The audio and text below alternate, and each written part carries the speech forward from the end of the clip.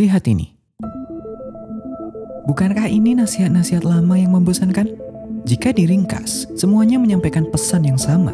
Perubahan hidup hanya mungkin terjadi melalui tindakan. Dan ya, itu memang benar. Tanpa tindakan, menonton 100 video tentang public speaking tidak akan memperbaiki komunikasi. Tanpa tindakan, membaca 10 buku bisnis tidak akan menghasilkan uang. Itulah kenapa setiap kali kita mendapatkan pengetahuan yang kita butuhkan, dorongan untuk segera mengubahnya menjadi tindakan hampir selalu muncul. Mendapatkan tips komunikasi, kita segera melatihnya dengan teman kita. Mengonsumsi tips produktivitas, kita segera menerapkannya dalam pekerjaan. Sekilas, ini terlihat sebagai langkah yang tepat. Kita berpikir, semakin cepat aku bertindak, semakin cepat perubahan baik terjadi. Tapi kenyataannya tidak pernah sesederhana itu. Sebaik apapun kita berupaya, kegagalan tetap bisa terjadi. Dan saat itu terjadi, kita cenderung mencari penyebab dan menyalahkannya. Jika penyebabnya orang lain, kita menuduh mereka tidak mendukung kita. Jika penyebabnya keadaan, kita menyalahkan nasib. Menyalahkan memang memberi rasa lega sementara, karena membuat kita merasa tidak sepenuhnya bersalah. Tapi semakin sering kita melakukannya, semakin besar juga perasaan bahwa kita tidak memiliki kendali atas hidup kita. Padahal, sebelum menyalahkan hal lain atau bahkan sebelum mengambil tindakan, ada satu hal mendasar yang harus kita lakukan terlebih dahulu. Sesuatu yang hampir tidak pernah kita sentuh. Apa itu? Memastikan struktur yang membentuk tindakan. Karena faktanya, setiap tindakan yang kita ambil dibentuk oleh dua hal. Dan jika dua hal ini luput dari perhatian, tindakan yang kita anggap tepat bisa berakhir menjadi pengalaman yang mengecewakan.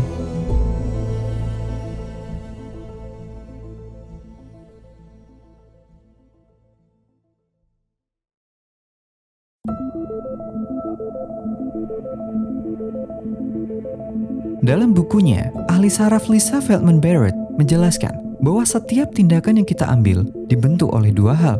Masalahnya, kebanyakan dari kita hanya menaruh perhatian pada ujungnya, tindakan itu sendiri.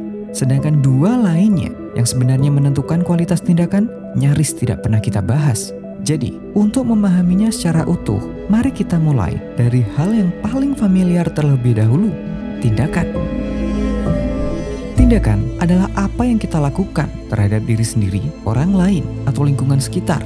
Bentuknya bisa sederhana, mulai dari berbicara, berjalan, membantu seseorang, hingga melakukan hal yang merugikan. Kita bisa sepakat bahwa setiap tindakan membawa dampak yang berbeda. Ada yang mendekatkan kita pada kehidupan yang kita inginkan, ada pula yang justru menjauhkan. Jika kita ingin merasakan dampak yang pertama, kita perlu menghasilkan tindakan yang berkualitas, dan itu ditentukan oleh proses yang mendahuluinya. Apa itu?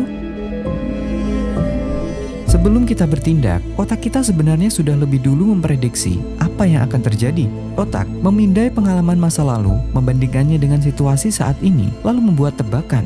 Tujuannya sederhana, agar emosi dan tubuh kita bisa merespon dengan cepat dan harapannya juga tepat. Misalnya, saat seseorang terlalu lama membalas pesan kita, otak mungkin memprediksi itu sebagai penolakan. Padahal, mereka hanya sibuk atau sedang ingin sendiri. Saat mendengar suara dari semak-semak, otak kita bisa saja memprediksi adanya ular. Padahal, itu hanya angin atau kucing lewat. Saat kita mencoba membangun kebiasaan membaca buku, otak kita mungkin memprediksi itu sebagai sumber kebosanan. Padahal, bisa jadi bukunya seru jika kita memberi lebih banyak waktu untuk membacanya. Kamu lihat polanya? Dalam semua situasi ini, otak kita tidak menunggu fakta. Dia langsung menebak, dan itulah yang kemudian mengarahkan tindakan kita. Pertanyaannya sekarang, adakah yang mendahului prediksi? Ada. Konsep adalah cara otak memaknai hal-hal di sekitar kita. Ini bukan sesuatu yang muncul secara acak, tetapi terbentuk dari seluruh pengalaman hidup kita, budaya di sekitar kita, pola asuh orang tua, pengalaman pribadi, media yang kita konsumsi, dan interaksi kita dengan orang lain. Ambil contoh, konsep sukses. Bagi seseorang yang tumbuh dalam keluarga yang menekankan pencapaian material, sukses mungkin diartikan sebagai gaya hidup yang bisa diakui secara sosial. Sementara bagi mereka yang dibesarkan dalam keluarga yang lebih mengutamakan makna hidup, sukses mungkin diartikan sebagai kontribusi positif kepada masyarakat. Sekarang, kita bisa melihat keseluruhan proses yang melahirkan sebuah tindakan. Pertama, otak kita membangun sebuah konsep seperti sukses dari semua pengalaman yang pernah kita lalui. Otak kemudian menggunakan konsep itu untuk membuat prediksi. Jika konsep sukses kita adalah pencapaian material, otak mungkin memprediksi bahwa rasa berhasil hanya muncul dari mobil mewah atau memiliki uang dalam jumlah tertentu. Tapi, jika konsep sukses kita adalah kontribusi positif, otak mungkin memprediksi bahwa kepuasan hidup datang saat kita bisa membantu orang lain. Dan akhirnya, prediksi ini akan mengarahkan tindakan kita mulai dari pekerjaan yang kita ambil, resiko yang kita hindari, tujuan yang kita tetapkan, dan pengorbanan yang kita anggap layak. Dari sini, kamu mungkin berpikir, alah ini terlalu rumit, bertele-tele. Kita hanya butuh niat baik dan bertindak, maka semuanya akan baik-baik saja. Cara berpikir seperti ini memang terdengar masuk akal, tapi satu hal yang perlu kamu tahu, ini bisa menjerumuskanmu ke dalam masalah.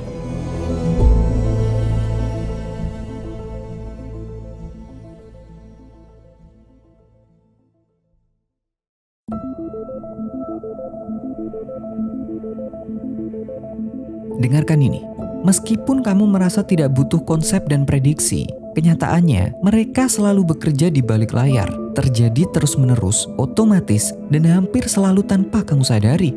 Bayangkan, temanmu sedang mengalami masalah. Sebagai teman yang baik, kamu ingin menghiburnya dengan mengatakan, tetaplah berpikir positif, atau sudahlah, lupakan saja.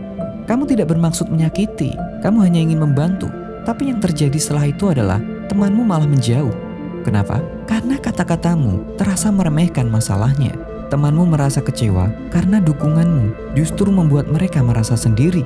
Yang terjadi di sini adalah otakmu sedang bekerja dengan sebuah konsep bahwa dukungan berarti memberi semangat lewat kata-kata positif.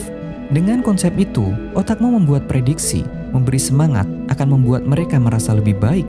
Alhasil, tindakan yang kamu ambil adalah mengesampingkan perasaan mereka dan mengajak mereka untuk fokus pada hal yang positif.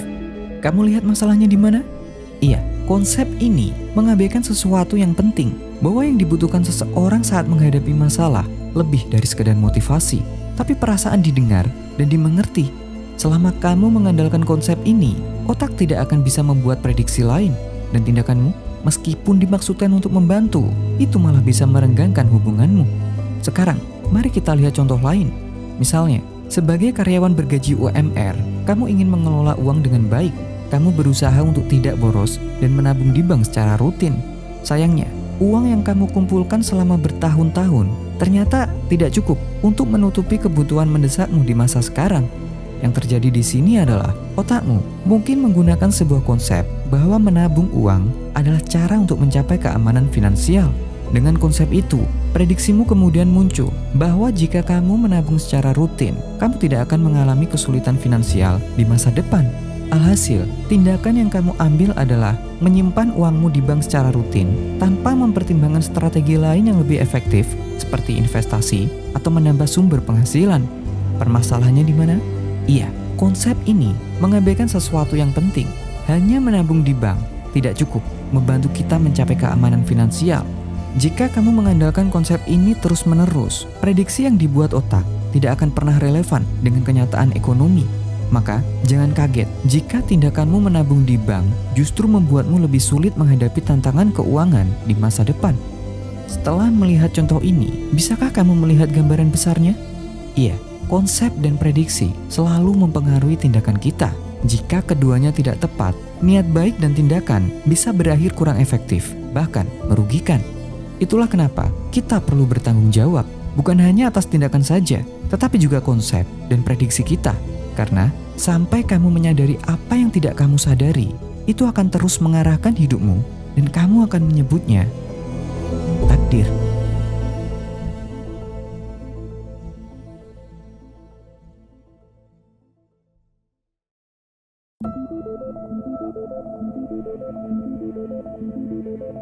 Niat baik dan tindakan hanya akan membawa perubahan yang lebih baik jika didukung oleh konsep yang tepat dan prediksi yang akurat. Untuk itu, kita perlu bertanggung jawab atas ketiganya.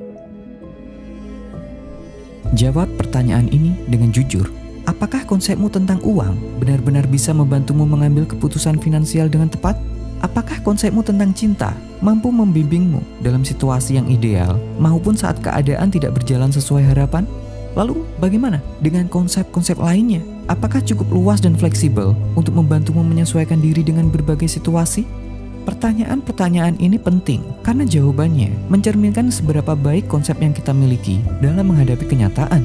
Semakin sempit dan kaku konsep yang kita gunakan, semakin sulit kita beradaptasi dengan situasi baru atau tidak terduga. Misalnya, jika seseorang memiliki konsep tentang meminta bantuan hanya sebagai tanda ketidakmandirian, maka di saat mereka benar-benar menghadapi masalah besar, mereka akan berpura-pura kuat. Bukankah konsep seperti ini justru menjauhkan mereka dari dukungan dan bisa membuat mereka merasa kesepian? Inilah kenapa kita perlu bertanggung jawab atas konsep-konsep yang kita miliki. Artinya, kita perlu meluangkan waktu untuk meninjau ulang dan bersedia memperluas maknanya, terutama jika konsep itu pernah atau malah sering merugikan daripada membantu. Misalnya, jika kita memiliki konsep bahwa menangis mengartikan kelemahan, kenapa tidak mencoba memperluas maknanya menjadi kejujuran emosional atau jembatan untuk membangun koneksi yang lebih dalam dengan orang yang kita percaya? Dengan makna yang lebih luas ini, bukankah kita bisa memenuhi kebutuhan emosional dengan lebih baik? Jika kita memegang konsep bahwa melakukan kesalahan berarti kegagalan, bagaimana jika kita juga menganggapnya sebagai langkah untuk mengetahui apa yang tidak berhasil agar kita tidak mengulangi kesalahan yang sama? Dengan makna yang lebih banyak, bukankah kita akan lebih berani untuk memulai lagi atau mengeksplor hal baru? Jika selama ini kita memegang konsep bahwa mengatakan iya terus-menerus adalah cara menjadi orang yang baik, kenapa tidak menambahkan makna lain bahwa itu juga bisa menjadi cara mengabaikan kebutuhan diri kita sendiri? Dengan makna tambahan ini, bukankah kita memiliki batasan yang lebih jelas untuk membuat keputusan yang tidak merugikan kita? Aku paham, mengesampingkan konsep yang telah memandu kita selama bertahun-tahun bukanlah proses yang instan. Ditambah lagi, meskipun kita sudah berusaha keras memperluas makna sebuah konsep melalui berbagai referensi dan lingkungan baru, kita bisa saja kembali menggunakan konsep lama dengan makna yang tidak membantu. Tapi, bukankah di momen seperti inilah tanggung jawab kita atas konsep diuji? Jika satu konsep memiliki berbagai makna, apakah itu berarti otak bisa menghasilkan berbagai prediksi? Iya, ambil contoh konsep diam. Dulu, mungkin konsepmu tentang diam adalah tanda seseorang sedang marah. Tapi, setelah kamu memperluas maknanya, diam bisa berarti banyak hal. Seseorang yang sedang mendengarkan dengan seksama, sedang berpikir, bingung merespon, atau tidak setuju tapi enggan menyela. Semuanya benar, tergantung konteksnya. Jika kamu sedang dalam konflik dan lawan bicaramu tiba-tiba diam, prediksi bahwa dia sedang marah bisa saja akurat. Tapi dalam sebuah diskusi, diamnya seseorang bisa jadi bentuk bahwa dia sedang mencerna informasi. Masalahnya, prediksi otak kita bisa meleset dari kenyataan yang sebenarnya. Fenomena ini disebut dengan kesalahan prediksi.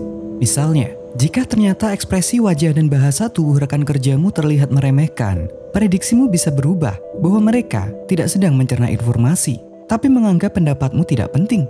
Inilah kenapa kita perlu bertanggung jawab atas prediksi kita. Bukan dengan menuntut diri untuk selalu benar, tapi menyadari bahwa prediksi yang kita buat bisa saja salah. Dengan kesadaran ini, kita bisa memperbaiki keadaan berdasarkan fakta, bukan asumsi. Kita tidak hidup dalam teori yang manis. Di dunia nyata, memperluas konsep, mengoreksi kesalahan prediksi masih tidak menjamin tindakan yang tepat. Misalnya, kamu mulai memahami bahwa kemarahan temanmu tidak selalu berarti serangan pribadi. Bisa jadi, itu hanya tanda kesulitan mereka mengekspresikan emosi dengan efektif. Dengan konsep baru ini, prediksimu berubah, seperti mereka butuh dukungan, bukan perlawanan. Seharusnya, prediksi ini membentuk tindakanmu menjadi lebih tenang dan suportif kan? Tapi kenyataannya, kamu tetap meresponnya dengan defensif, dan yang terjadi justru pertengkaran. Di momen seperti itu, kita harus memahami bahwa setiap tindakan kita alaminya memang bisa diintervensi. Entah karena kebiasaan yang belum terbentuk, kondisi tubuh yang sedang tidak sehat, tekanan psikologis, atau batasan diri yang memang perlu dihargai. Dan ketika tindakan yang diambil masih belum sebaik konsep dan prediksi yang sudah kita usahakan, di sanalah kita perlu bertanggung jawab atas tindakan. Artinya, kita jujur tentang apa yang sudah kita lakukan. Kita menerima konsekuensinya walaupun itu tidak nyaman. Dan yang terakhir, kita memperbaiki respon yang paling mungkin dilakukan. Ketiga tanggung jawab ini ibarat tiga sisi segitiga yang tidak bisa dipisahkan. Masing-masing saling menopang dan membentuk hasil yang kita inginkan. Saat kita mampu bertanggung jawab atas semuanya, kita tidak hanya mengusahakan hasil terbaik bagi diri kita sendiri, tapi juga mengupayakan kebaikan bagi orang-orang di sekitar kita. Tentu, ini bukan hal yang mudah, bukan juga hal yang bisa diterapkan secara baik dalam waktu yang singkat. Penerapan segitiga tanggung jawab ini sulit dan membutuhkan komitmen seumur hidup. Tapi yang jelas, hasilnya selalu sepadan. Bayangkan saja, jika keluarga kita, teman kita, rekan kerja kita, dan orang-orang di sekitar kita melakukan tanggung jawab ini, berapa banyak konflik yang bisa dihindari atau diredakan? Berapa banyak hubungan yang bisa terasa lebih aman, lebih dalam, atau lebih jujur? Dan tentu saja, seberapa besar perubahan hidup yang akan kita rasakan? Jadi, maukah kamu menerapkan segitiga tanggung jawab ini?